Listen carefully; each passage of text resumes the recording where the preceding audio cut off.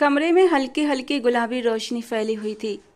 दीवारों पर लगी रोशनियों के झुरमुट में वो कमरा किसी ख्वाब की हकीकत की तरह लग रहा था। चारों तरफ खुशबू बिखरी हुई थी, गुलाब, चंपा और उन ताज़ा फूलों में मिली मोहब्बत की महक।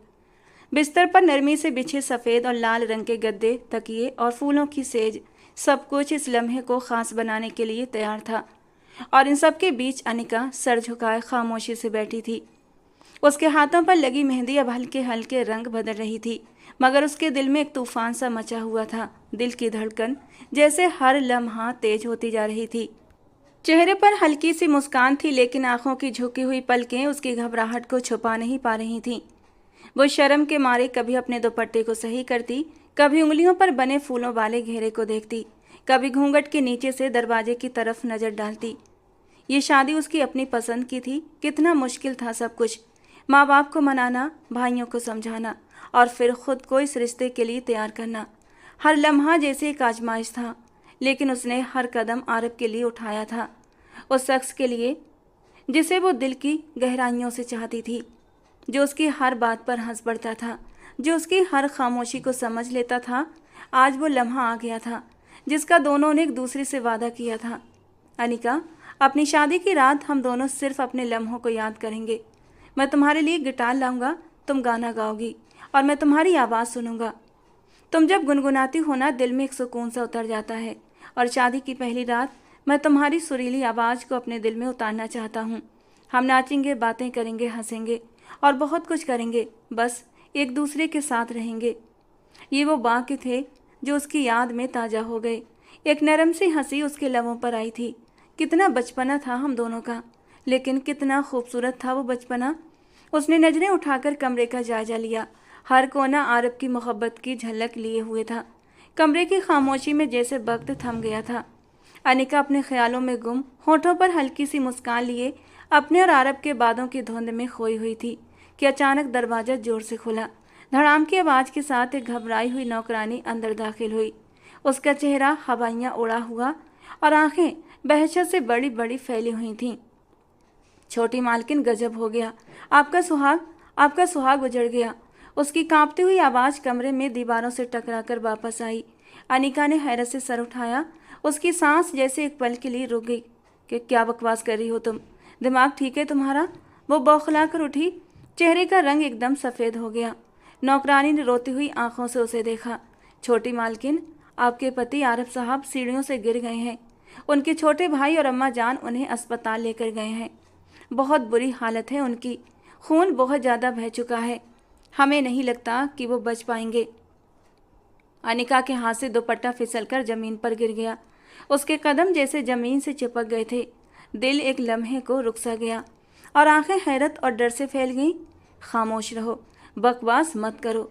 तुम्हें नहीं पता तुम क्या कह रही हो? हटो सामने से, उसने कांपती हुई आवाज़ में चीख कर कहा और दीवानी सी होकर कमरे से बाहर भागी। सीढ़ियों की तरफ भागते हुए उसे एक सर्द लहर ने आ लिया। जब उसकी नज़र सीढ़ियों पर पड़ी तो वो वहीं रुक गई। उसकी आंखें फटी की फटी रह गई थीं। पूरे जीने पर खून फैला हुआ था। दीवार के कोने पर आरब की घड़ी टूटी हुई पड़ी थी और एक जूता सीढ़ी के किनारे लटक रहा था। ये मंजर किसी भयानक ख्वाब से कम न था। हे भगवान, उसके होंठों से बस इतना ही निकला। जिस्म जैसे कांपने लगा, दिल जैसे चीख चीख कर उसे सच बताने से इनकार कर रहा था। वो अपने हाथों से मुंह ढांपे आंखों से बहते आंसुओं को रोकने की नाकाम कोशिश कर रही थी। वहां मौजूद कुछ नौकर और रिश्तेदारों की बातें अनिका के कानों में गूंज रही थीं। खून बहुत बह चुका है, सर पर चोट आई है, बहुत गहरी चोट, भगवान कृपा करे। आरब, वो पूरी ताकत से चिल्लाई थी, जैसे इस आवाज़ से वो समय को पीछे खींच लेना चाहती हो। मगर आवाज़ सिर्फ दीवारों से टकराई और फिर खामोश हो गई। अनिका की आंखों के सामने अंधेरा छाने लगा। आंखों से आंसू तेजी से बह रहे थे और दिल में बस एक ही पुकार थी, नहीं, ये मेरी पहली रात है, हम दोनों के मिलन की पहली रात। कितना इंतज़ार किया है हमने इस मिलन के लिए, और जब ये घड़ियां हमें नसीब हुई हैं तो मेरा आरब मुझे छोड़कर नहीं जा सकता। सीढ़ियों पर खड़ी वो पथराई हुई नज़रों से सामने देख रही थी। पूरे माहौल में एक गहरा सन्नाटा था, मगर उसके अंदर एक तूफान उठा हुआ था। दिल बुरी तरह कांप रहा था, हाथ भी कांप रहे थे और आंखें अब इस बात से सीढ़ियों को देख रही थीं। वो धीरे धीरे कदम बढ़ाकर आगे आई और झुककर ध्यान से सीढ़ियों को देखने लगी। खून सिर्फ बीच की 2-3 सीढ़ियों पर फैला था। शुरुआत की सीढ़ियों पर फूल बिखरे थे और नीचे की सीढ़ियां पूरी तरह साफ थीं। उसका माथा सिकुड़ गया। ये कैसा हादसा है? अगर ये सच में गिरा था तो खून ऊपर से नीचे तक होना चाहिए था। नीचे की सीढ़ियों पर कुछ क्यों नहीं था? वो धीमे से बड़बड़ाई। थोड़े से तनावपूर्ण माहौल में भी उसका माथा ठनका था। वो सीढ़ियों को ध्यान से देखते हुए पीछे हटी थी, जब उसकी आंखों में अविश्वास के साथ साथ डर भी समा गया। दिल कह रहा था कुछ तो गड़बड़ है, लेकिन दिमाग मानने को तैयार नहीं था। एक पल के लिए उसने सोचा शायद कोई गलतफहमी हुई हो, शायद आरव घायल हुआ हो, शायद। अभी वो इन्हीं आशंकाओं में उलझी हुई थी कि अचानक एक और नौकरानी नीचे से ऊपर की तरफ दौड़ती हुई उसके पास आई। उसके चेहरे पर अफसोस था, आंखों में आंसू थे और सांसें बेतरतीब। वो अनिका के सामने आकर रुकी और हाँफती हुई आवाज़ में बोली, दीदी, भगवान आपको हिम्मत दे। आरव भैया अब इस दुनिया में नहीं रहे। अनिका की सांस जैसे थम गई। धड़कन एक पल के लिए रुक गई। क्या? उसने मुश्किल से होंठ हिलाए। नौकरानी ने आंखें बंद करते हुए किसी तरह अपने आंसू रोके। अस्पताल पहुंचने से पहले ही आधे रास्ते में उनका निधन हो गया दीदी। अनिका की आंखें अविश्वास में फैलती चली गईं, जैसे उसकी आत्मा शरीर से अलग हो रही हो। कुछ क्षणों के लिए सब कुछ स्थिर हो गया। आवाज़ें गायब, हवाएं रुक गईं। दिल की धड़कन ने जैसे विरोध में हार मान ली हो। नहीं, उसके होठों से एक घुटी हुई चीख निकली थी। ये झूठ है। ये नहीं हो सकता। इतनी जल्दी वो मुझे छोड़कर नहीं जा सकता। उसके कदम लड़खड़ाए, आंखों के आगे अंधेरा छा गया और अगले ही पल वो धड़ाम से जमीन पर गिर पड़ी। नौकरानी घबराकर आगे बढ़ी। दीदी होश में आइए। मगर अनिका के शरीर में कोई हरकत न थी। सीढ़ियों पर बिखरे हुए फूल, बीच में जमे खून की पपड़ियाँ और ऊपर बेहोश पड़ी नई नवेली दुल्हन, सब कुछ किसी अधूरे एहसास, किसी दर्दनाक सच्चाई की खामोशी गवाही दे रहे थे। कुछ तो ऐसा था जो छुपा हुआ था, जो सिर्फ अनिका की आंखों ने देखा, लेकिन जुबान न कह सकी।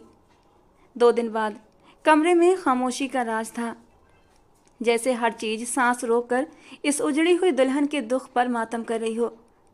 पर्दे बेजान होकर झूल रहे थे और कमरे के हर कोने में एक उदासी, एक वीरानी गहरी छाप छोड़ चुकी थी। वो सफ़ेद कपड़ों में, जिसमें कभी उजाला, खुशी और उम्मीद झलकती थी, अब एक बिलाप बन चुका था। अनिका कालीन पर सफ़ेद साड़ी में लिपटी चुपचाप बैठी थी। नजरें जमीन पर थीं, चेहरा पीला, आंखों के नीचे नीले घेरे और होंठ पूरी तरह शांत। दिल जैसे रेत बन चुका था और समय मानो थम सा गया हो। दरवाज़ा हल्की सी सरसराहट के साथ खुला और कविता जी धीरे धीरे कदम बढ़ाते हुए अंदर आईं। उनके चेहरे पर भी बही दुख की छाया थी। उनकी आंखें लाल थीं और आवाज़ में एक अजीब सी नमी थी। वो बिना कुछ कहे धीरे धीरे अनिका के पास आकर बैठ गईं। उन्होंने अपनी कांपती हुई उंगलियों से अनिका के सिर पर हाथ रखा। करुणा भरा स्पर्श अनिका को झकझोर गया था, फिर भी वो इस तरह बैठी रही।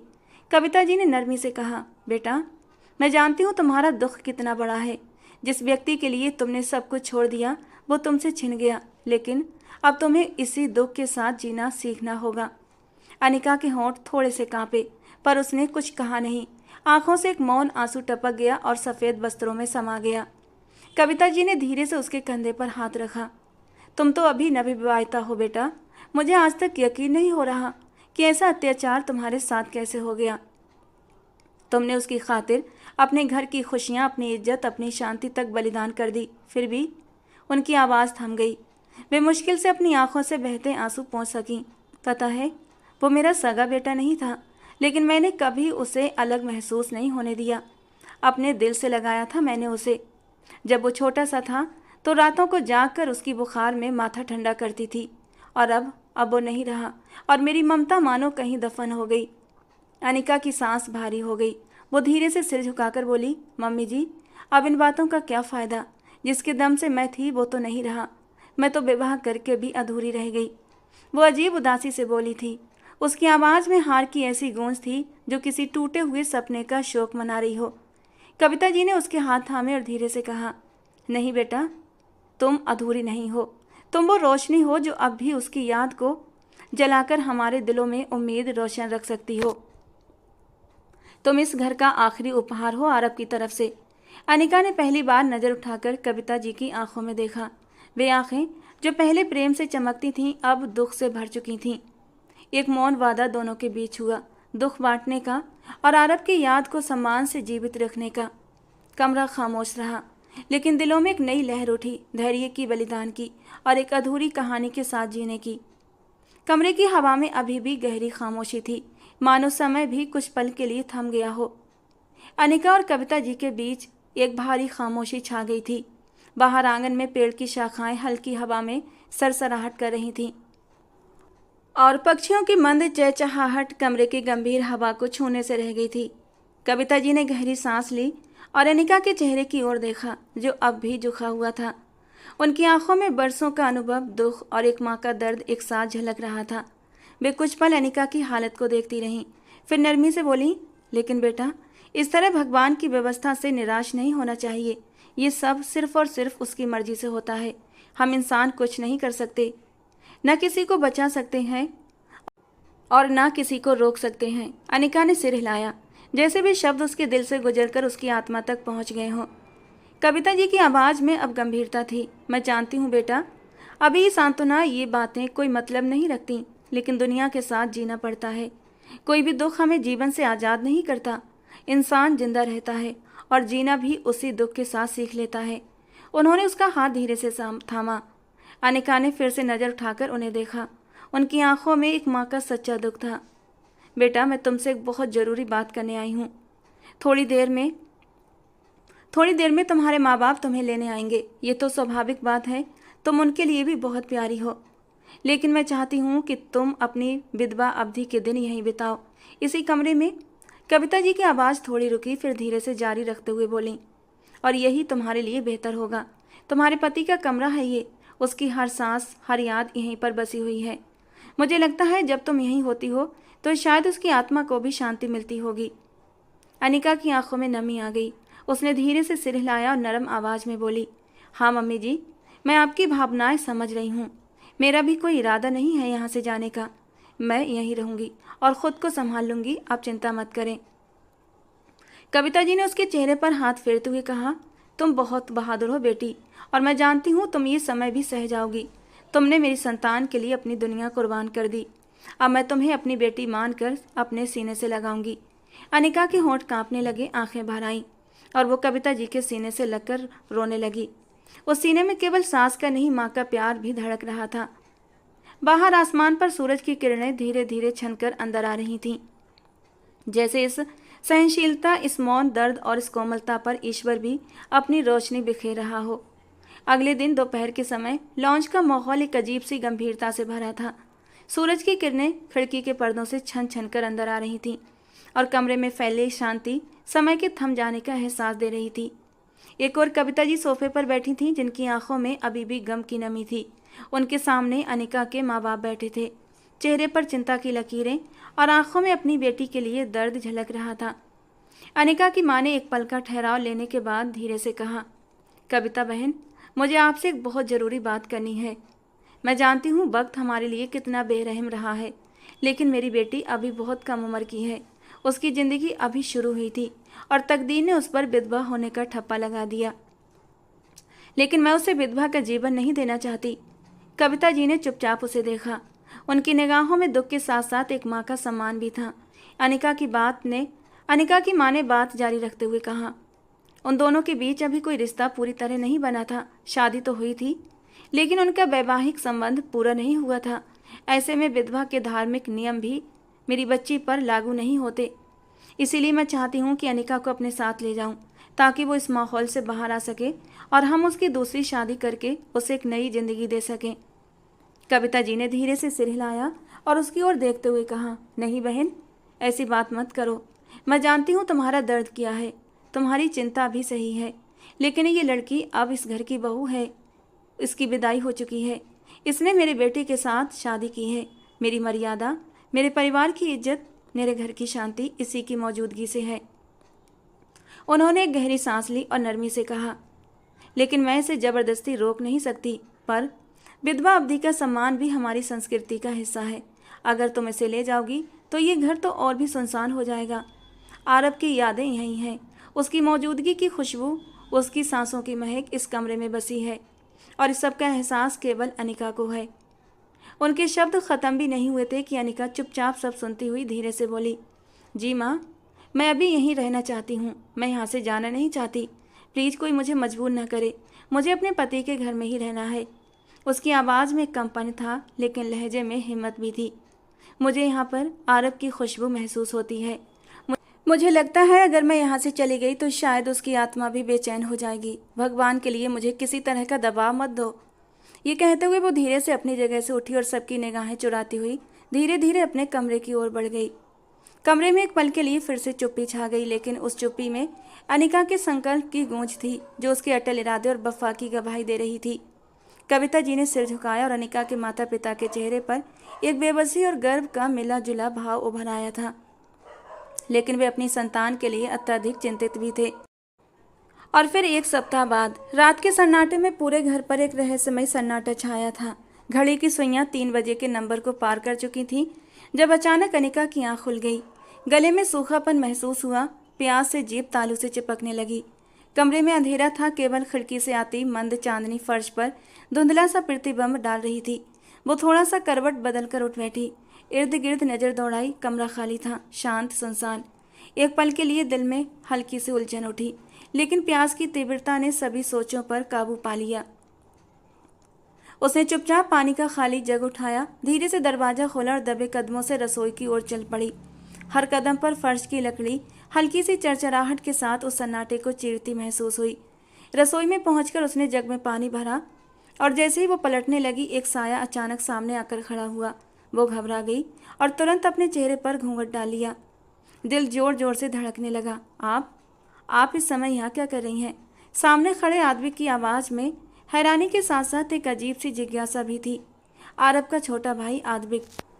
अनिका ने नजरें झुकाए घबराए हुए लहजे में जवाब दिया, मैं पानी लेने आई थी, बस अब कमरे में जा रही हूँ। वो तेजी से कदम बढ़ाते हुए उसके पास से निकलने लगी, लेकिन उसी वक्त आदबिक ने उसका हाथ पकड़ लिया। वो एकदम साकित रह गई, जैसे जमीन पर जम गई हो। आंखों में डर की परछाइयां तैरने लगीं। पलटकर सख्त लहजे में बोली, हाथ छोड़ो मेरा, तुम्हारा दिमाग ठीक है? उसकी आवाज़ में आत्मसम्मान और गुस्से की कपकपी थी। आदबिक का चेहरा एक पल के लिए शर्मिंदगी के बादल से घिर गया था। उसने तुरंत ही उसका हाथ छोड़ दिया। नजरें चुराते हुए नरमी से बोला, बस एक बार मेरी बात सुन लो। मैंने कई बार कोशिश की है आपसे अपने दिल की बात करने की, लेकिन हर बार कोई ना कोई आपके करीब जरूर होता था। अनिका के कदम ठिठक गए। उसके दिल की धड़कन में एक नई उलझन ने जन्म लिया। धीरे से मुड़ी और आंखों में उलझन लिए उसे घूरने लगी। क्या मतलब? हवा में एक गंभीर सन्नाटा छा गया, जैसे वक्त भी उनके संवाद का इंतजार कर रहा हो। आदबिक ने सिर हल्का सा झुकाया, आंखों में हिचकिचाहट और दर्द के साथ कहा, मैं जानता हूँ कि ये बातें आपके लिए कितनी अपमानजनक और स्वीकार्य हैं। मुझे ये सब कहना भी नहीं चाहिए था, लेकिन दिल की ख्वाहिशों को दबाना मेरे बस में नहीं रहा। उसकी आवाज़ में टूटन और बेबसी थी, जैसे कोई कैदी अपनी जंजीरों को तोड़ने की कोशिश कर रहा हो। भाई की मौत हम सब के लिए बहुत बड़ा सदमा है, लेकिन मैं चाह कर भी अपने जज्बातों को काबू में नहीं रख पाता। उसकी बात काटते हुए उसने सख्त लहजे में कहा, क्या बात तुम्हारे काबू में नहीं है? आदबिक, मुझे उलझन में मत डालो। आदबिक ने फिर से सिर झुकाया और धीरे से मगर पक्के अंदाज में कहा, मैं तुमसे प्यार करने लगा हूँ। मैं चाहता हूँ तुम मेरी बन जाओ। मैं तुम्हें अपनी ज़िंदगी में शामिल करना चाहता हूँ। क्या तुम मुझसे शादी करोगी? अनिका की आंखों में गुस्सा, नफरत और हैरानी का सागर उमड़ रहा था। उसके दिल की धड़कन तेज हो गई, शरीर में एक आग फटने को थी। अचानक उसने एक जोरदार थप्पड़ मारा जो कमरे की चुप्पी को चीर गया। थप्पड़ की गूंज जैसे हवा में जोर से कड़की थी। आदबिक का चेहरा वहीं साकित रह गया जहां थप्पड़ लगा था। अनिका ने गुस्से से भरे लहजे में कहा, अगर तुमने कभी ये बात अपने मुंह से दोहराई तो मैं तुम्हारा मुंह नोच लूंगी। ये सब बकवास बंद करो, तुम्हारा ये बयान मेरे लिए असहनीय है। उसकी आवाज़ में ऐसी कड़वाहट थी कि सुनने वाला थर्रा उठता।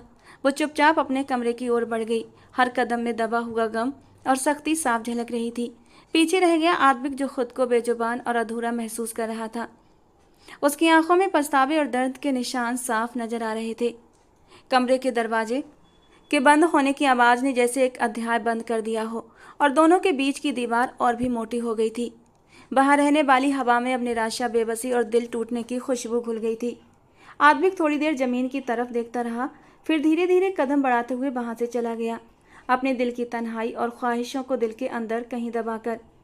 लेकिन कोई नहीं जानता था ये बयान क्या तबाही मचाने वाला है।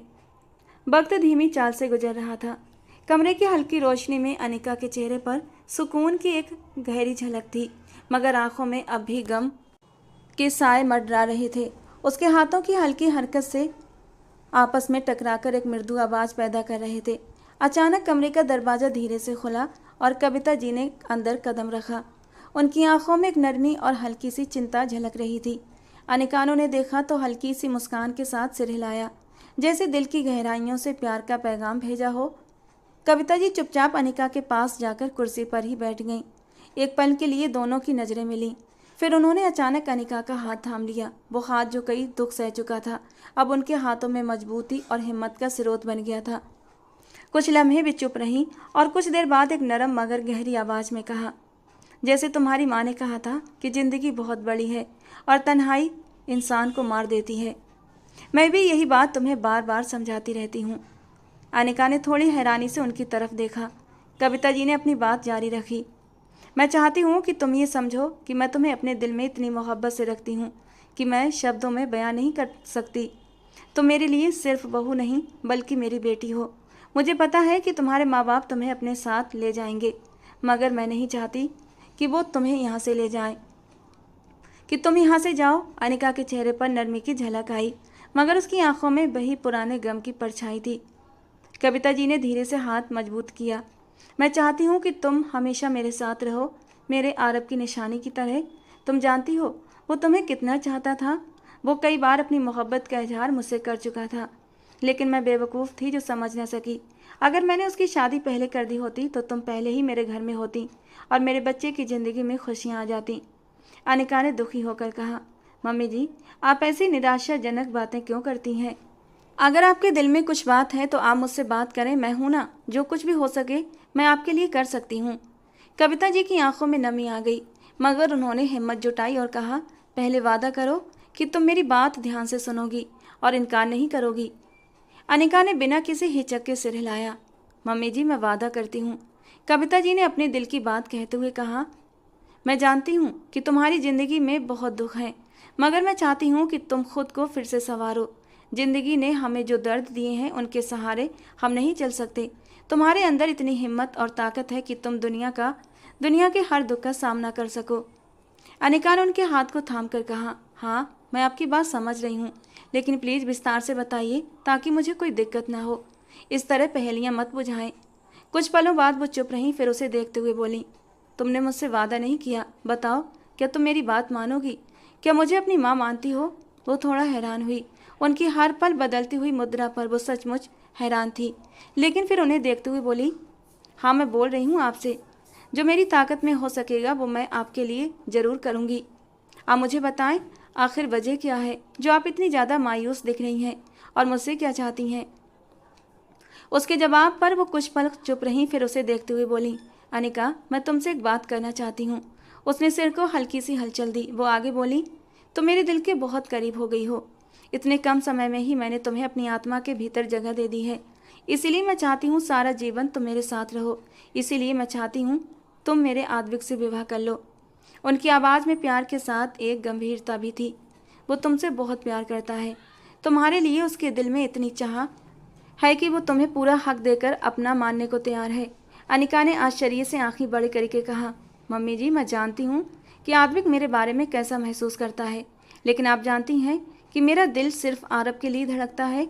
मैं उसे पसंद करती हूँ और उसी के नाम पर बैठी रहना चाहती हूँ। कविता जी ने गहरी सांस ली और बोली, अनिका, मैं तुम्हारी इच्छाओं को समझती हूँ, लेकिन आद्विक के जज्बात भी कम नहीं है। वो तुमसे इश्क करता है, चाहे तुम विधवा हो, उसे इसकी कोई परवाह नहीं। वो तुम्हें फिर भी अपनाना चाहता है। सोचो वो तुमसे कितना प्यार करता है कि अपनी इच्छा दबाने की बजाय तुम्हारे लिए खुलकर बोलता है। अनिका की आंखों में आंसू आ गए, लेकिन उसने होंठ कस लिए। मम्मी जी, मुझे समझिए, मैं अभी किसी और से शादी के लिए तैयार नहीं हूँ। मेरा दिल अभी भी आरब के लिए धड़कता है। मैं आद्विक के लिए कुछ भी महसूस नहीं करती। कविता जी ने नरम लहजे में उत्साह से कहा, मैं नहीं चाहती कि तुम इस घर से दूर चली जाओ। ये घर तुम्हारा है और आद्विक तुम्हें अपनी खुशियों में शामिल करना चाहता है। ये सब तुम्हारे लिए बेहतर होगा। तुम्हें दुनिया की हर खुशी मिलेगी। मैं तुमसे तुम्हारी माँ की हैसियत से ये विनती करती हूँ, तुम प्लीज़ मेरे लिए ये कदम उठाओ। मैं तुम्हें खुश देखना चाहती हूँ। अनिका अपनी कुर्सी से उठते हुए बोली, प्लीज़ मम्मी जी, आप यहाँ से जाएं। मैं ऐसा कुछ नहीं करूँगी। मैं अपनी ज़िंदगी अपने तरीके से जीना चाहती हूँ। ये फैसला मेरा है और मैं किसी के दबाव में नहीं आ सकती। कविता जी ने प्यार भरे अंदाज में हाथ बढ़ाया। अनिका बेटी, तुम मेरे दिल की बात तो सुन लो। मैं तुम्हें मजबूर नहीं करना चाहती, बस तुम्हें समझाना चाहती हूँ कि यही तुम्हारे लिए बेहतर है। अनिका ने अपना चेहरा मोड़ लिया और कदम दरवाजे की ओर बढ़ाए। उसकी आवाज़ में अब थोड़ी कठोरता आई थी। मम्मी जी, मेरी इज्जत और मेरे जज्बात की कदर करें। मैं आपकी बात समझती हूँ, लेकिन मेरा फैसला बदलने वाला नहीं। प्लीज़ मुझे परेशान मत करें। कविता जी थोड़ी देर के लिए रुकीं, फिर गहरी सांस लेकर चुपचाप कमरे से बाहर चली गईं। कमरे में अनिका की धीमी धीमी सांसें सुनाई दे रही थीं। वो दीवार के सहारे थोड़ी देर खड़ी रही, फिर अपनी आंखों से आंसू पोंछते हुए अपने बिस्तर की ओर बढ़ गई। कमरे में सन्नाटा छा गया, लेकिन दिलों में जद्दोजहद अब भी बाकी थी। वो रात का सन्नाटा था और दोनों के दिल एक दूसरे से अलग होते हुए भी प्रेम के बंधन में बंधे हुए थे। एक और उम्मीद की किरण, दूसरी ओर अनिश्चितता का बोझ। समय धीमी रफ्तार से गुजर रहा था। दोपहर के समय कमरे में हल्की सी रोशनी खिड़की से छनकर आ रही थी। अनिका एक और चुपचाप बैठी हुई आरब को ही याद कर रही थी। उसकी आंखें बंद थीं और चेहरे पर एक गहरी गंभीरता छाई हुई थी। कमरे का माहौल शांत था कि तभी अचानक दरवाज़ा जोर से खुला और एक नौकरानी घबराते हुए अंदर आई। बीबी जी, बीबी जी, उसकी आवाज़ में घबराहट साफ झलक रही थी। अनिका चौंक कर उठी। क्या हुआ? बीबी जी, आपकी सासू माँ की तबीयत अचानक से बहुत ज़्यादा ख़राब हो गई है। डॉक्टर को बुलाया है, मगर वे बार बार आपको ही पुकार रही हैं। नौकरानी ने एक ही सांस में सब कुछ कह दिया। ये सुनते ही अनिका घबरा उठी। उसने जल्दी से दुपट्टा ओढ़ा और चेहरे पर घूंघट डाल लिया। कदम तेजी से सीढ़ियों की ओर बढ़े। दिल में एक अजीब सी बेचैनी उतरती जा रही थी। लॉन्च पार करके वो उस कमरे की ओर बढ़ी जहां कविता जी इलाज करा रही थी। दरवाजा खोलते ही उसकी नज़र सबसे पहले आदबिक पर पड़ी, जो बिस्तर के एक तरफ बैठा अपनी माँ का हाथ थामे हुए था। उसकी नज़रें थकी हुई थीं मगर चिंतित थीं। अनिका ने अपना चेहरा और भी घूंघट में छिपा लिया और धीरे धीरे बिस्तर के करीब पहुंची। माँ की आंखें आधी खुली थीं, चेहरा पीला पड़ गया था और सांसें तेज थीं। मम्मी जी, उसने धीमी आवाज़ में पुकारा। कविता जी ने तुरंत उसकी आवाज़ पर आंखें खोल लीं और कांपते हाथों से उसका हाथ थाम लिया। अनिका मेरी बेटी, वे कमज़ोर सी आवाज़ में बोली, तुम आ गई हो? मैं तुम्हें ही पुकार रही थी। मम्मी जी, क्या हुआ? आप ठीक तो हैं? अनिका ने उनके हाथ को मजबूती से पकड़ लिया। दिल डर से भर गया था। कविता जी ने नकारते हुए सिर हिलाया। आंखों से आंसू बहने लगे। नहीं, मैं ठीक नहीं हूँ, और जानती हो क्यों? क्योंकि तुम मेरी बात नहीं मान रही।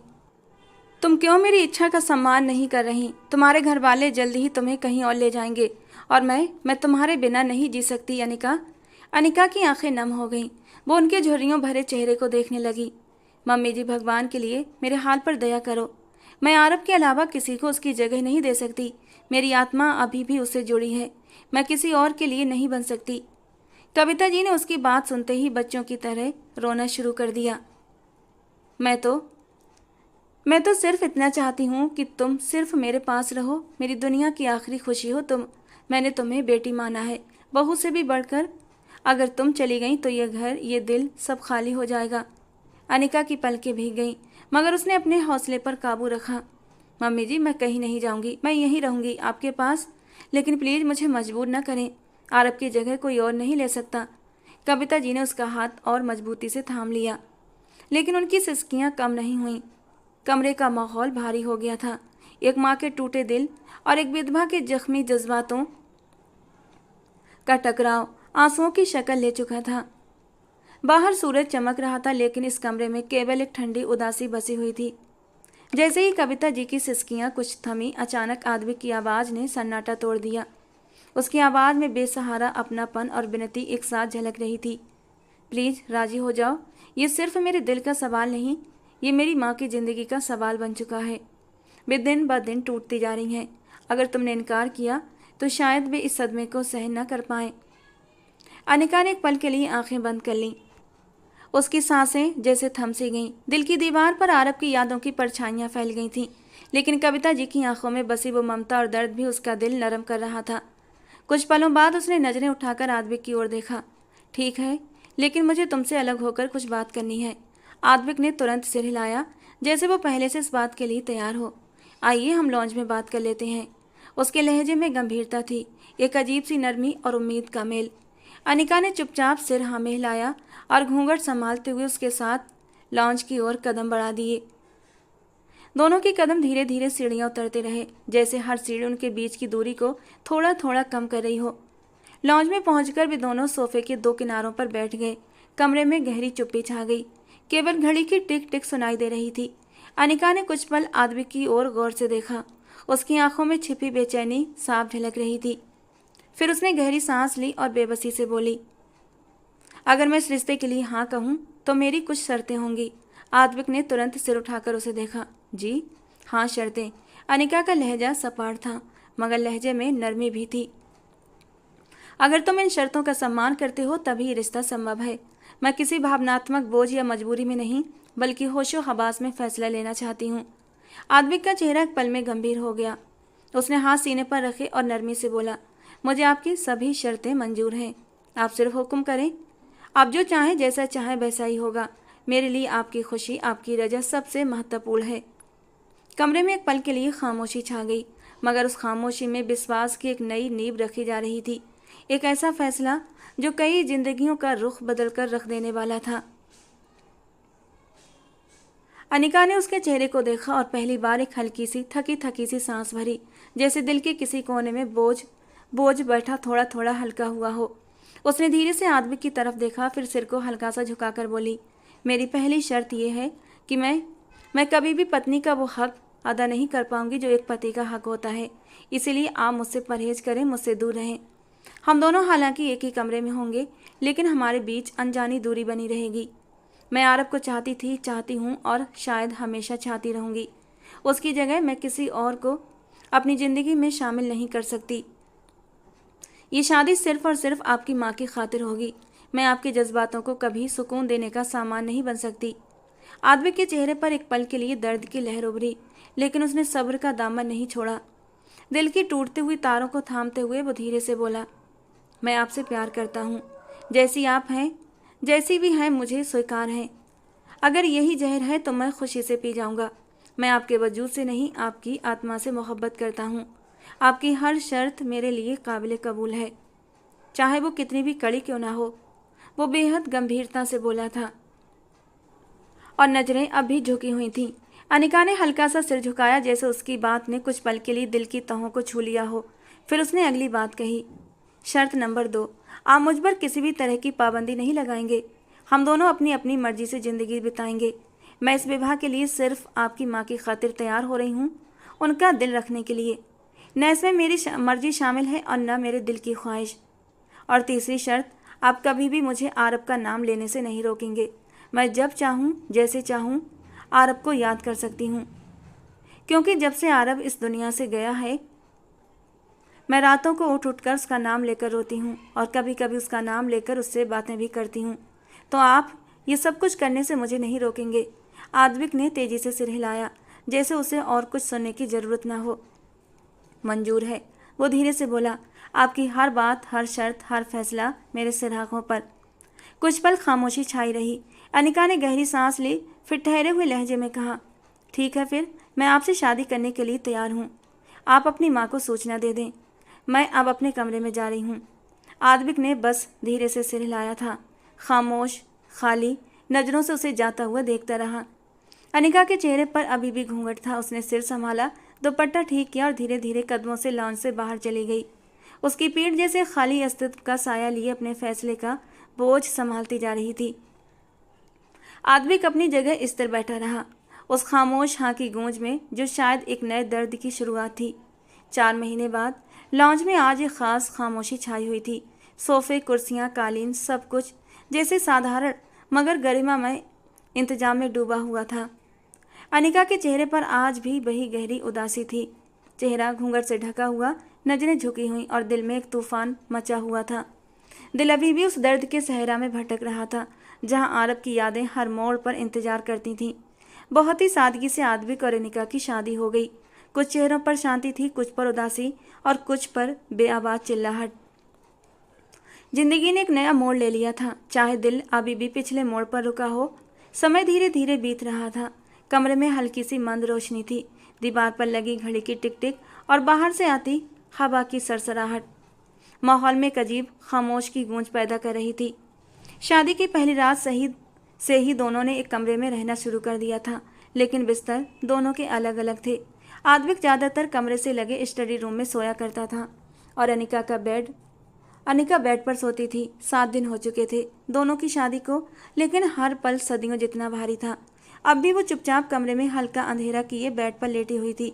किसी पल उसे चैन नहीं आ रहा था। करवट पर करवट बदल रही थी। अचानक वो चौंकी, जैसे अंदर कोई दरवाजा खुला हो। मन में एक नई सरसराहट होने लगी। जज्बात बुरी तरह मचलने लगे। वो मचलते जज्बातों को दबाने की भरपूर कोशिश कर रही थी, लेकिन बेचैन मन दगा करने पर उतर आया था। जबानी के मुंहजोर जज्बों को किसी का नरम स्पर्श चाहिए था। वो खुद को संभालने लगी। दिल की धड़कन तेज हो गई।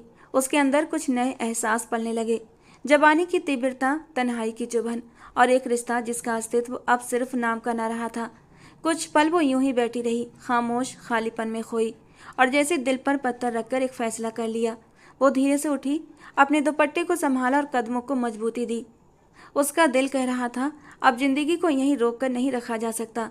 शायद अब समय था इस रिश्ते को स्वीकार करने का, अपनी आत्मा को फिर से जिंदा करने का। 7 दिन लगे थे, लेकिन अब वो अपने रिश्ते को अहमियत देने लगी थी, उसे समझने लगी थी। कमरे से निकलकर वो चुपचाप कदमों से आद्विक के कमरे की ओर बढ़ी थी। दिल में एक अजीब सी कसक थी, लेकिन चेहरे पर शांति थी, जैसे अंदरूनी तूफान को हरा दिया हो। वो रिश्ते की शुरुआत चाहती थी। वो एक जवान लड़की थी। उसने लाख खुद पर पहरे बिठाए, लेकिन बिठा न सकी। दिल बुरी तरह किसी की मजबूत बाहों के लिए मचलने लगा। उसे अपनी ज़रूरत महसूस हुई, और वो ज़रूरत केवल एक पति ही पूरी कर सकता था। धीरे धीरे कदमों से वो जैसे ही आद्विक के कमरे के दरवाजे के करीब पहुंची, अंदर से आने वाली आवाज़ पर उसके कदम थम से गए थे। हाँ आद्विक बेटा, तुमने बिल्कुल सही फैसला लिया है। अच्छा ही हुआ कि उसने खुद ही कह दिया कि तुम उसके करीब ना जाओ। मैंने तो तुम्हारे लिए वैसे भी पूजा को पसंद कर लिया है। अरे मेरी सहेली की बेटी भली है, संस्कारी है, खूबसूरत है, और सबसे बड़ी बात यह कि वो एक पूरी लड़की है। इसकी तरह मनहूस विधवा नहीं है। जिंदगी जीने की इच्छा रखती है। बस ये कहानी ख़त्म हो तो मैं तुम्हारा विवाह पूजा से कराऊंगी। ये शब्द जहर की तरह उसके अस्तित्व में घुलने लगे। हैरानी से माथे पर बेमकसद लाइनें पड़ गईं। वो औरत जो कल तक उसकी मोहब्बत में पागल हो रही थी, अब उनके शब्द सुनकर अपने कदमों के नीचे से जमीन खिसकती हुई महसूस हो रही थी। वहीं दरवाजे के पास खड़ी स्थिर, जैसे कदम जमीन में धंस गए हों। वो समझने की कोशिश कर रही थी कि जो फैसला उसने खुद को तोड़कर लिया था वो सिर्फ उसकी खुद की जिंदगी तक सीमित था। उसके एहसास, उसकी उलझन, उसका संयम, सब व्यर्थ। तभी अचानक दरवाज़ा खुल गया, हल्की सी चरचराहट के साथ। जब आद्विक ने दरवाज़ा खोला तो सामने अनिका को देखकर एक पल के लिए चुप हो गया। पीछे कविता जी भी स्थिर हो गईं, जैसे किसी को चोरी पकड़ ली गई हो। दोनों के चेहरों पर हैरानी और शर्म की मिलीजुली लहर दौड़ गई। अनिका ने निगाहें नहीं उठाई और ना ही कुछ कहा। वो बस कुछ पल के लिए वहीं खड़ी रही और फिर चुपचाप वापस मुड़ गई। उसकी चाल अब पहले से ज़्यादा गंभीर थी, जैसे हर कदम एक फैसला था, हर सांस एक ताना और हर धड़कन एक हार। जिंदगी उसे फिर से एक नए मुकाम पर लाकर खड़ा कर चुकी थी, लेकिन इस बार वो कमज़ोर नहीं थी। वो टूट कर भी संभलने की हिम्मत रखती थी, लेकिन फिर भी वो परेशान थी, उलझी हुई थी। इन बातों का मकसद वो बिल्कुल समझ नहीं पाई थी। वक्त तेजी से गुजर रहा था। रात अपनी पूरी अंधकारता के साथ हर चीज़ को अपनी गोद में समेट चुका था। पूरा घर गहरी खामोशी में डूबा था। खिड़की के शीशों से चांद की मध्यम रोशनी धीरे धीरे अंदर आ रही थी, जो अब कमरे के फर्श पर सफ़ेद चादर की तरह बिखरी हुई थी। कमरे में आधी अंधेरी छाया थी। सिर्फ साइड टेबल पर रखा लैंप हल्की पीली रोशनी फैला रहा था। अनिका नरम सफ़ेद बिस्तर पर गहरी नींद में डूबी थी। उसका चेहरा सुकून की तस्वीर लग रहा था, जैसे उसने एक पल के लिए दुनिया की सारी फिक्रें भुला दी हों। वो करवट लेकर सो रही थी। उसके चेहरे पर फैली खामोशी बेहद मासूम और नाजुक सी थी कि तभी कमरे का दरवाज़ा बहुत धीरे से खुला था। कोई आहट नहीं हुई, जैसे हवा ने दरवाज़ा सरकाया हो। आद्विक चुपचाप कदम बढ़ाते हुए धीरे धीरे अंदर आया था। उसके चेहरे पर गंभीरता छाई हुई थी, निगाहें किसी और ही ख्याल में डूबी थीं। उसके हाथों में एक लाल रंग का फोल्डर था, जिसमें कई महत्वपूर्ण कागजात रखे हुए थे। ये कागजात मामूली नहीं थे। अनिका की संपत्ति की गवाही देने वाले दस्तावेज, जिन पर एक दस्तखत या अंगूठा ही सब कुछ बदल सकता था। आद्विक की नज़र अनिका पर पड़ी, जो आराम से सो रही थी। एक पल के लिए वो रुक गया, चेहरे को देखा, जैसे दिल में कुछ बेचैनी से उठी, लेकिन तुरंत ही उसने नजरें हटा लीं। वो धीरे धीरे उसके बिस्तर की ओर बढ़ा था। कदम बहुत हल्के से, नरम से थे। आवाज नहीं थी। वो जानता था अगर अनिका जाग गई तो ये काम पूरा नहीं हो सकेगा। उसने जेब से एक छोटी सी टॉर्च निकाली और कागजात निकालकर मेज पर फैला लिए। ये सब जायदाद की मालिकाना हक से जुड़े थे। एक तरफ अनिका के पिता की तरफ से उसके नाम की गई जमीनों का विवरण, दूसरी तरफ आरब की तरफ से मौत से पहले अपनी पत्नी के नाम की गई संपत्ति का पूरा रिकॉर्ड। हर पन्ने पर अनिका के अंगूठे की जरूरत थी। वो मेज से अंगूठे का स्टैम्प पैड निकाल लाया। अनिका का हाथ धीरे से थामा, जैसे किसी मूर्ति को छू रहा हो। उसकी नींद गहरी थी। एक पल के लिए भी उसने पलकों को नहीं झपकाया। आद्विक ने बड़ी निपुणता से उसके अंगूठे को स्टैम्प पर रखा, फिर हर जरूरी पन्ने पर क्रमवार अंगूठा लगाता गया। चेहरे पर किसी प्रकार के संदेह की झलक तक नहीं थी, जैसे ये सब पहले से तय हो। जब आखिरी कागज पर भी निशान पूरा हो गया तो उसने फिर से उसका हाथ धीरे से वैसा ही रखकर सीधा कर दिया। एक बार फिर अनिका के चेहरे को देखा, जो अभी भी नींद में बेखबर था। एक पल के लिए कुछ कहने के लिए होंठ खोलने ही वाली थी वो, पर फिर चुपचाप पीछे हट गई। कागजात वापस फोल्डर में रखे और धीरे धीरे कदम बढ़ाकर वो दरवाज़ा खोलकर बाहर निकल गया। कमरा फिर से खामोश हो गया, जैसे कुछ हुआ ही ना हो। बस चांदनी की रोशनी अब कुछ और मंद लग रही थी और नींद की चादर में लिपटी अनिका किसी अनजाने सौदे की बेखबर गवाह बन चुकी थी। धूप की सुनहरी किरणें लॉन की घास पर छन छन कर पड़ रही थीं। हवा में हल्की ठंडक और फूलों की खुशबू घुली हुई थी। अनिका सफ़ेद शिफॉन की हल्की चादर ओढ़े एक आरामदायक कुर्सी पर बैठी चुपचाप आसमान को ताके जा रही थी। वो अजीब सी बेचैनी और खलिश के हाल में थी। दिल के अंदर कोई ऐसी कमी थी जो शब्दों में बयान नहीं हो सकती थी।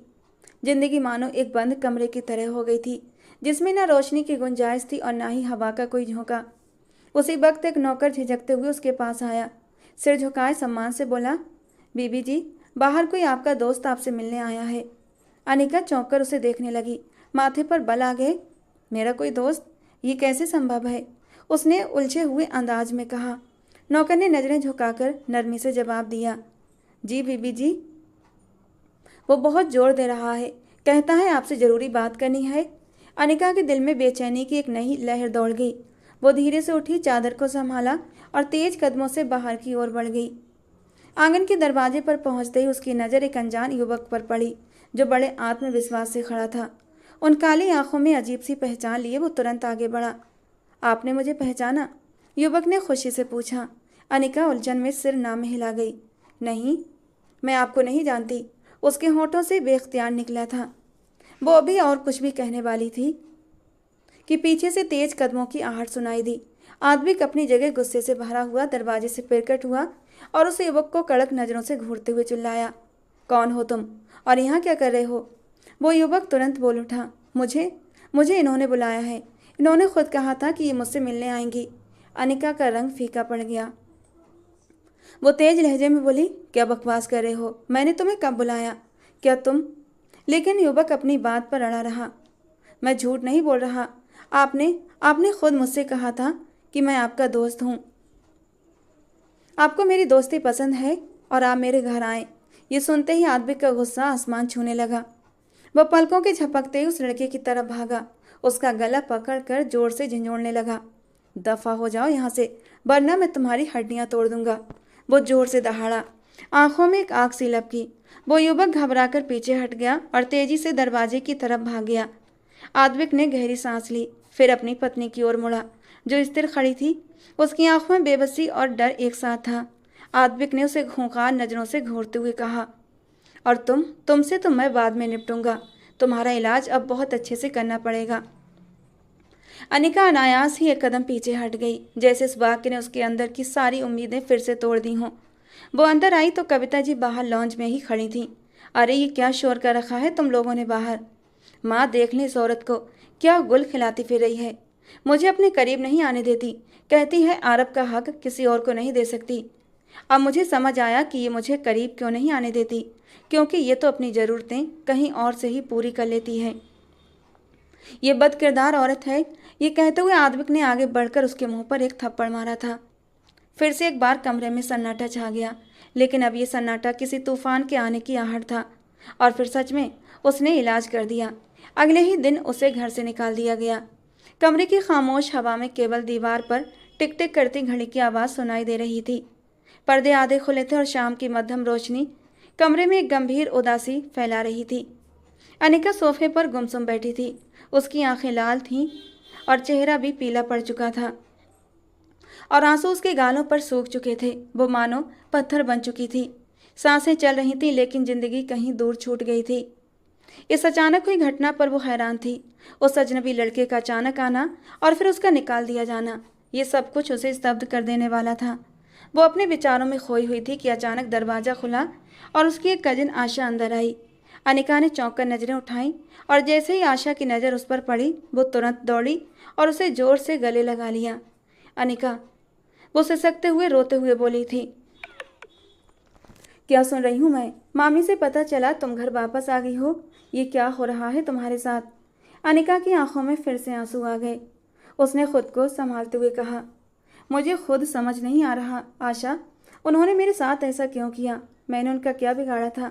आशा ने नरमी से उसे बिठाया और उसके कंधे पर हाथ रखते हुए गंभीरता से पूछा, तुम्हें याद है ना, तुमने एक बार बताया था कि तुम्हें शक है कि आरब की हत्या की जगह वो सिर्फ सीढ़ियों के बीच वाले हिस्से पर खून था। क्या तुमने इस बात पर फिर से कभी सोच विचार की थी? अनिका ने थकी हुई आवाज़ में सिर हिलाया। नहीं, उस वक्त मैं सदमे में थी, सोचने समझने की हालत में नहीं थी। आशा ने एक पल के लिए चुप्पी साधी, फिर गहरी निगाहों से उसे देखते हुए बोली, और एक बात बताओ, तुम्हारे पति यानी आरब ने जो जायदाद तुम्हें दहेज में दी थी वो अब कहाँ है? तुमने चेक किया कि वो फाइलें किसके पास हैं? अनिका कुछ देर सोचती रही और फिर धीरे से बोली, सारी जायदाद मेरे नाम हो गई थी। हाँ, मगर मैंने कभी उन फाइलों को नहीं देखा। मुझे नहीं पता कि वे अब कहाँ हैं। आशा की आंखों में अचानक एक चमक आ गई, जैसे किसी खतरे की पुष्टि हो गई हो। वो धीरे से बोली, न जाने क्यों मुझे लगता है कि तुम्हारे ससुराली ही आरब की असली कातिल हैं। उन्होंने बड़ी चालाकी से तुमसे शादी की, जायदाद अपने कब्जे में की और अब तुम्हें बदनाम करके निकाल दिया। अनिका ने हैरानी से उसे देखा। दिल में एक डर सा उठा। क्या सच में? उसकी आवाज़ कांप रही थी। आशा ने अपने पर्स में हाथ डाला और एक कार्ड निकाल कर उसके सामने रखा। ये इंस्पेक्टर सागर आहूजा का कार्ड है। मैं उन्हें व्यक्तिगत रूप से जानती हूँ। तुम एक बार जाकर उनसे मिलो, अपनी कहानी उनके साथ साझा करो। यकीन करो वो तुम्हारी मदद जरूर करेगा। अनिका ने कांपते हाथों में कार्ड लिया। उसकी आंखों में एक नई उम्मीद की चमक जागी। शुक्रिया आशा, अब मुझे सच सामने लाने के लिए किसी की ज़रूरत है। कमरे में फिर से खामोशी छा गई, लेकिन अब ये खामोशी निराशा की नहीं बल्कि एक नई शुरुआत की आहट थी। लॉन्ज की शांति को घड़ी की लगातार टिक टिक की आवाज़ें तोड़ रही थीं। छत से लटकता हुआ फानूस हल्की रोशनी दे रहा था, जिसकी मध्यम पीली पीली चमक ने माहौल को और भी गंभीर बना दिया था। सोफे पर सादा सूट पहने, दुपट्टा सही ढंग से संभाल कर बैठी वो महिला, चेहरे पर शांति थी मगर आंखों में अनकही कई बातें थीं। कुछ क्षणों बाद दरवाज़ा खुला और इंस्पेक्टर सागर अंदर आए। मध्यम कद, कठोर चेहरे और गहरी आंखों वाले ये व्यक्ति बहरहाल कड़क दिखते थे, मगर उनकी आंखों में साफ गोई और ईमानदारी का प्रतिबिंब था। वे धीरे धीरे आगे बढ़े, औपचारिक हेलो किया और सामने वाले सोफे पर बैठ गए। अनिका सिंह, उन्होंने फाइल खोलते हुए कहा और वो चुपचाप हाँ में सिर हिला गई। सागर ने सवालिया निगाहों से उसे देखा। मैं चाहता हूँ कि आप मुझे पूरी तरह से सच्चाई बताएं। आप और आदविक के बीच रिश्ता कैसा था? संबंध कैसे थे? सामान्य थे? वो कुछ देर चुप रही, फिर गहरी सांस लेकर बोली, हमारे बीच रिश्ता वो तो कभी बना ही नहीं इंस्पेक्टर साहब। हम एक छत के नीचे जरूर रहे, लेकिन एक दूसरे के लिए पूरी तरह अजनबी थे। मैंने खुद रिश्ता जोड़ने की कोशिश की थी, लेकिन उसकी आवाज़ कांप उठी। उन्होंने खुद कहा था कि वो मुझसे कोई संबंध नहीं रखना चाहते। वे हमेशा चुप हो जाते थे। सागर ने ध्यान से उसका चेहरा देखा, फिर नोटबुक में कुछ लिखा और आगे पूछा, और वो लड़का जो कुछ दिन पहले आपसे मिलने आया था, क्या आप सच में उसे नहीं जानती थीं? नहीं, बिल्कुल नहीं। मैंने कभी उसे देखा नहीं और ना ही कोई रिश्ता रहा उससे। ये सब एक सोची समझी साजिश लगती है। सागर ने फाइल बंद करके सामने रख दी और गंभीरता से बोले, मैंने आपके मामले की गहन जांच की है। तुम्हारी वो जायदाद जो तुम्हारे पिता ने तुम्हारे नाम की थी और वो जो तुम्हारे स्वर्गीय पति आरब ने अपनी ज़िंदगी में तुम्हारे हवाले की थी, वो सब अब तुम्हारी सास के नाम पर ट्रांसफ़र हो चुकी है। अनिका ने हैरानी और सदमे से आंखें फैलाईं। क्या? लेकिन ये सब कैसे संभव है? बिल्कुल संभव है, बाकायदा अंगूठे के निशान है तुम्हारी फाइल पर। जब वो तुरंत बोली थी। लेकिन मैंने कोई भी निशान नहीं लगा इंस्पेक्टर सागर। इंस्पेक्टर सागर एकदम कुछ सोचकर बोले, हो सकता है जब तुम सो रही हो बेकागजात तुम्हारे अंगूठे से साइन कराए गए हो। मेरे पास सबूत हैं, सब कुछ प्लान के मुताबिक हुआ है और मेरा मानना है कि तुम्हारे पति की हत्या भी इसी साजिश का एक हिस्सा थी। वो चुप हो गई, शब्द जैसे खो गए थे, दिल की धड़कनें तेज हो गई थीं, हाथ कांपने लगे थे। सागर ने नरमी से कहा, आप चिंता न करें, मैं जांच जारी रखे हुए हूँ। देर सवेर सच सामने आ जाएगा, तुम हिम्मत रखो। वो नजरें झुकाकर चुपचाप बैठी रही, जैसे वो अब खुद को अनजान रखने को तैयार न थी। वक्त धीमी गति से गुजर रहा था। सागर की 6 महीने लंबी जांच पड़ताल ने आखिरकार वो सच दुनिया के सामने रख दिया। एक लंबे समय से अनिका के दिल को तड़पा रहा था, जो कविता जी और उनका बेटा आद्विक दोनों जायदाद के लालच में अंधे हो चुके थे। पहले उन्होंने आरब को रास्ते से हटाया, फिर अनिका से विवाह करके दूसरी जायदाद पर भी कब्जा जमाया और फिर उसे बदनाम करके घर से निकाल दिया। अनिका ने ये सब सहकर भी चुप्पी साध ली, मगर सागर ने उसकी बेबसी को कमजोरी नहीं, न्याय का दरवाजा समझा था। कहते हैं ना, अगर कोई आपके ऊपर अन्याय कर रहा है तो भगवान एक दिन न्याय जरूर करता है। सच्चाई की रोशनी ने हर पर्दा फाड़ दिया। न्याय कार्रवाई पूरी होने के बाद अनिका ने आद्विक से तलाक ले लिया। वक्त बीता था और सागर ने पूरी इज्जत के साथ रिश्ता भेजा था। इन 6 महीनों के बीच जो लगाव दोनों के बीच हुआ था वो बहुत सम्मान पर आधारित रहा था। वे दोनों एक खूबसूरत खुले रेस्टोरेंट में बैठे थे, जहां हल्की हल्की संगीत हवा को नरम कर रही थी। हवा में शाम की ठंडक थी और आसमान पर धीरे धीरे अंधेरा उतर रहा था। रेस्टोरेंट की रोशनी जुगनुओं की तरह चमक रही थी। मेज पर 2 कप कॉफ़ी और कुछ हल्की फुल्की चीज़ें रखी थीं, लेकिन उन सबसे बढ़कर वे 2 हाथ जो अब एक दूसरे के हाथों में थे। सागर ने अनिका का हाथ थामा और नरमी से बोला, जिंदगी में कभी भी निराश मत होना। कई बार ऐसे पहलू आते हैं जब इंसान का सब कुछ उससे छिन जाता है, लेकिन फिर वही भगवान जिसने इंसानों को आजमाया होता है वही सहारा भी देता है। आजमाइश के साथ राहत भी होती है, बस हमें भरोसा रखना होता है। अनिका ने मुस्कुराकर अपनी नज़रें उसकी नज़रों में डाल दी, जैसे सालों की थकान एक पल में उतर गई हो। उसकी आवाज़ में सुकून का रंग था। अगर आपका साथ न होता तो शायद मैं कभी ज़िंदगी की तरफ लौट कर न देखती। 2 शादियों के बाद तीसरी शादी का तो सवाल ही नहीं उठता था। मगर कहते हैं ना, वो भगवान बड़ा दयालु है, जो दुख के बाद सुख भी देता है, और आप इस सुख की सबसे खूबसूरत तस्वीर हैं। सागर ने उसके हाथ को नरमी से चूम लिया। रोशनी से नहाई उस शाम की हवा में एक खुशबू सी घुल चुकी थी, सुकून, सुरक्षा और एक पूर्ण अंत। अनिका की जिंदगी आखिरकार अपनी असली मंजिल पा ही चुकी थी। एक ऐसी जगह जहां न धोखा था न डर, बस मोहब्बत थी और भरोसा। दोस्तों, आज की हमारी कहानी आपको कैसी लगी कमेंट बॉक्स में ज़रूर बताना। पसंद आई हो तो प्लीज़ लाइक करना। रोज़ एक नई और रोमांटिक कहानी के लिए हमारे चैनल को सब्सक्राइब करना। मिलते हैं दोस्तों अगली किसी नई कहानी के साथ।